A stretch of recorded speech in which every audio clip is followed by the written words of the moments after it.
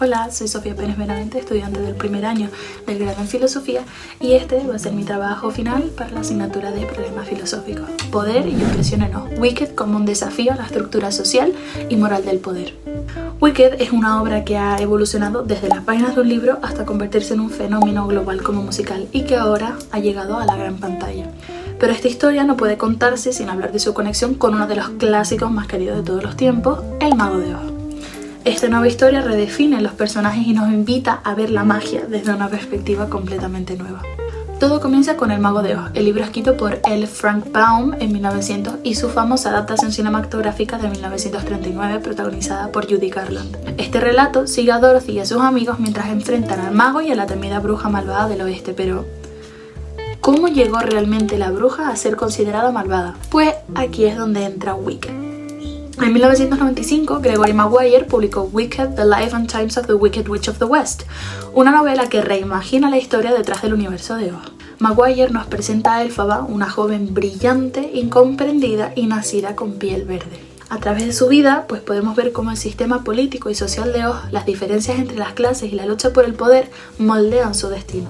Lejos de ser simplemente la villana, Elphaba se convierte en una figura trágica y profundamente humana que desafía las narrativas simplistas de lo bueno y lo malo. En 2003, esta innovadora versión de Oz dio el salto al teatro de la mano de Stephen Schwartz y de Winnie Hausman, quienes adaptaron el libro de Maguire en el musical que todos conocemos y amamos. Wicked nos cuenta la historia de Elphaba y Glinda antes de que Dorothy llegara a Oz, su inesperada amistad, las circunstancias que la separaron y cómo ambas terminaron desempeñando sus icónicos papeles de bruja malvada del oeste y la bruja buena del norte. Con canciones inolvidables como Defying Gravity y For Good, el musical no solo amplió el legado del Mago de Oz, sino que también lo reinterpretó para hablar de temas como la aceptación, la empatía y las apariencias engañosas. Pero Wicked no se detuvo ahí. Ahora nos ha hechizado una vez más con su esperada adaptación al cine dirigida por Jon M. Chu. Este ambicioso proyecto fue dividido en 2 películas y promete llevarnos más profundamente al mundo de Oz y a la historia de sus protagonistas. Tuvo un elenco completamente estelar que incluye a Cynthia Erivo como Elphaba y a Ariana Grande como Glinda, y esta nueva versión busca conectar a las generaciones que crecieron con el Mago de Oz con una narrativa más moderna y visualmente espectacular. En esencia, Wicked va mucho más allá de ser una simple reinterpretación del clásico El Mago de Oz. Es una historia que nos invita a reflexionar sobre cómo se construyen las verdades que damos por sentadas, cómo el poder define las narrativas y cómo las nociones de bien y mal no siempre son tan claras como parecen. Al mostrar el mundo de Oz desde la perspectiva de Elphaba, la obra revela la complejidad que hay detrás de las etiquetas que simplifican a las personas como malvadas o virtuosas. Este cuestionamiento de lo establecido nos lleva a 2 grandes marcos filosóficos. Por un lado, la crítica al poder y a los discursos oficiales, y la deconstrucción de las categorías morales tradicionales por otro. Y aquí es donde entran Michel Foucault y Friedrich Nietzsche, 2 pensadores que, aunque diferentes, nos ayudan a entender las dinámicas que subyacen en esta historia. Foucault, con su análisis sobre cómo el poder opera a través de las narrativas y estructuras sociales, y Nietzsche, con su exploración de la genealogía de los valores morales, iluminan los hilos que hacen de Wicked algo más que una simple fábula, un alegato contra los sistemas que oprimen y una invitación a redefinir lo que significa ser libre. Foucault argumenta que el poder no es simplemente una fuerza represiva que impone su voluntad desde arriba, sino que es algo muchísimo más complejo. Para él, el poder se ejerce a través de discursos, sistemas de conocimiento, narrativas y prácticas que construyen lo que percibimos como verdadero, bueno o normal. En este sentido, no hay poder sin saber y viceversa. Este enfoque se aplica directamente a Wicked, que reescribe la historia de Oz desde el punto de vista de Elphaba, mostrando cómo el poder del mago se mantiene mediante el control del discurso oficial. Michel Foucault, además de hablar del poder como algo difuso y omnipresente, introduce el concepto de microfísica del poder.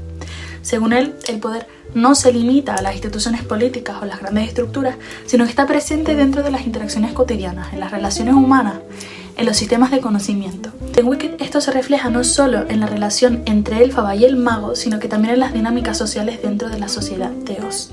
Por ejemplo, las actitudes hacia la perversa de Elphaba son una forma de ejercer este poder simbólico. Esto no proviene únicamente del mago, sino de una red de prejuicios y normas sociales que condicionan a todos los personajes, incluidos figuras tan cercanas a ella como puede ser Glinda. En El Mago de Oz, la bruja malvada del oeste es representada como el epítome de la maldad, sin contexto ni ningún tipo de matices. Esta narrativa es un ejemplo de lo que Foucault llama régimen de verdad, una construcción social que define lo que se considera verdadero dentro de un determinado sistema de poder. Elphaba, en Wicked, es víctima de este régimen donde el mago y su maquinaria política necesitan un enemigo para mantener el orden en Oz. En este fragmento se dice explícitamente esto que estoy explicando. Elphaba, when I first got here, there was discord, there was discontent, and back where I come from, everybody knows that the best way to bring folks together is to give them a real good enemy. De esta manera, la figura de la bruja malvada se convierte en una herramienta de control social, alguien a quien temer, alguien contra quien unirse.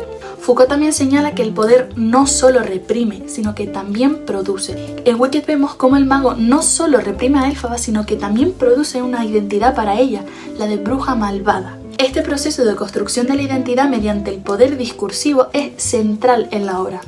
La piel verde de Elphaba, un rasgo físico que la distingue, se convierte en un símbolo de exclusión y su resistencia al mago la posiciona como una amenaza que debe ser eliminada. Aquí, Wicked cuestiona cómo los sistemas de poder definen quién es aceptable y quién no, y cómo estas categorías son esencialmente arbitrarias y funcionales para mantener el control.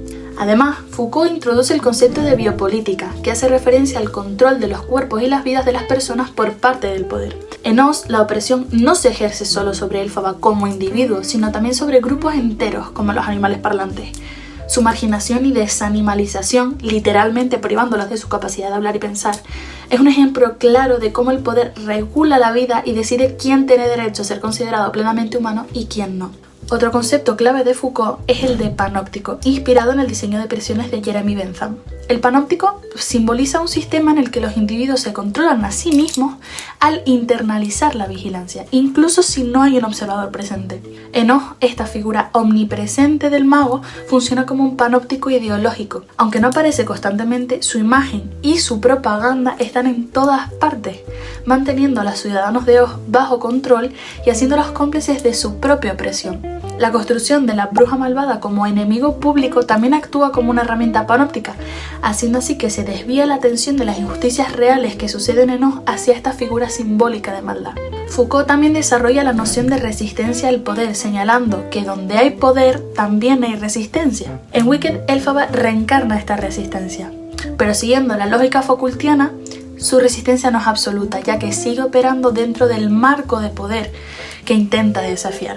Por ejemplo, aunque Elphaba rechaza la autoridad del mago y la narrativa oficial que la define como malvada, no puede escapar completamente de las estructuras de poder que condicionan cómo la perciben los demás. El enfoque de Foucault sobre el cuidado de sí mismo o Technologies of the Self también puede vincularse a la transformación que sufre Elphaba. Este concepto se refiere a las prácticas mediante las cuales los individuos toman el control de sus vidas y se constituyen a sí mismos como sujetos autónomos dentro de las limitaciones que existen del poder. En Defying Gravity, la última canción que se canta en la primera parte del musical, Elphaba realiza un acto de cuidado a sí misma al afirmar su autonomía y decidir su propio camino, rechazando por completo la narrativa que el sistema de Oz ha construido sobre ella.